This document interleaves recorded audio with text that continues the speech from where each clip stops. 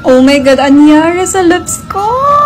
Charot lang. So, for today's video, gagamitin natin tong Peel Off Lip Liner Stain in the shades of Pink Cloud, number 2. Sobrang na-curious ako dito kasi lagi siyang dumadaan sa newsfeed ko. So, tinry ko na. Medyo nagulat ako kasi super dark siya nung in-apply ko. Kaya medyo nag-worry ako kasi baka super dark din yung kakalabasan niya. It's very easy to apply. Curious rin talaga ako ano yung magiging result niya. And for today's lakad kasi, ayoko na magre-retouch pa every time nakakain ako or iinom ako ng kung ano-ano kasi pupunta kami ngayon ng Divisoria. So, alam niyo na kahit mainitan tayo, kahit pagpawisan and super agnas na at least may lip tint pa rin naman tayo kahit papaano. And then, natapos na ako, pinakita ko kay mama, tapos nagulat siya, kaya natawa ako. And then, pinatuyo ko muna siya, like yung super duper tuyo para hindi pangit yung pagkaka-peel off niya. Tumapat na rin ako sa electric fan, ayan, para talaga tuyong-tuyo every part ng lips ko. Nanood na rin ako ng Cat's Eye, yes. And then, look at that, sobrang dali niya lang i-peel.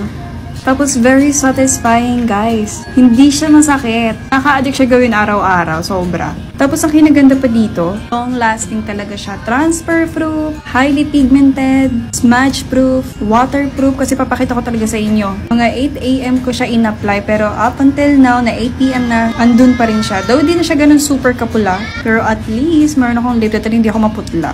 Ang ganda pa ng pagkaka-red niya, hindi siya exaggerated. So, this is the final result. O diba? Taray.